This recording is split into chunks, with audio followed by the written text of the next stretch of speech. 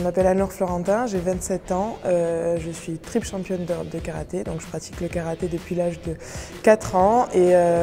parallèlement je suis en école de management à GEM, Grenoble École de Management. Alors, au cours de la saison, le soutien de Point P a été très important. Dans un premier temps, d'un point de vue financier, on ne va pas se le cacher, on est des sportifs de haut niveau, mais non des sportifs professionnels. Donc, c'est-à-dire que le soutien de Point P m'a permis de pouvoir me concentrer à 100% sur mes objectifs sportifs dans un premier temps. Alors, sur le plan moral, le soutien de Point P est très important parce que, alors déjà, quand on réussit sur les compétitions, c'est aussi important d'avoir un soutien par exemple, à l'Open de Paris, il y a des collaborateurs qui sont venus me voir. À côté de ça, quand on a des coups un peu plus durs aussi, c'est important pour nous d'avoir un soutien. À titre d'exemple, moi sur les derniers championnats du monde que j'ai eu où je fais 5e, ça a été un échec pour moi. Et derrière ça, de pouvoir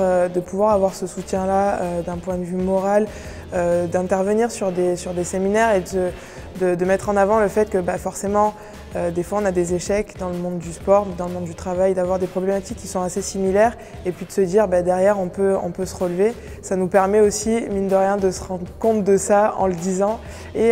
je pense que c'est une certaine thérapie. En tant que sportif de haut niveau, on ne connaît pas forcément le monde de l'entreprise, on pense forcément à notre reconversion. Donc ça a été très intéressant en termes d'échange, de partage, d'apporter moi mon expérience de sportif de haut niveau avec les collaborateurs, mais de prendre aussi de l'expérience au sein de l'entreprise et de découvrir un secteur que je ne connaissais pas forcément. Donc cette année a été très intéressante et enrichissante pour moi.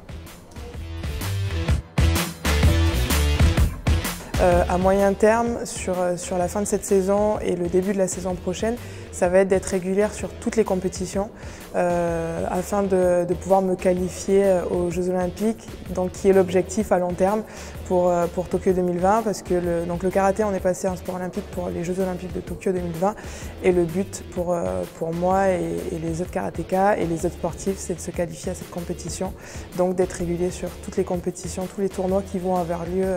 dans les prochains mois à venir.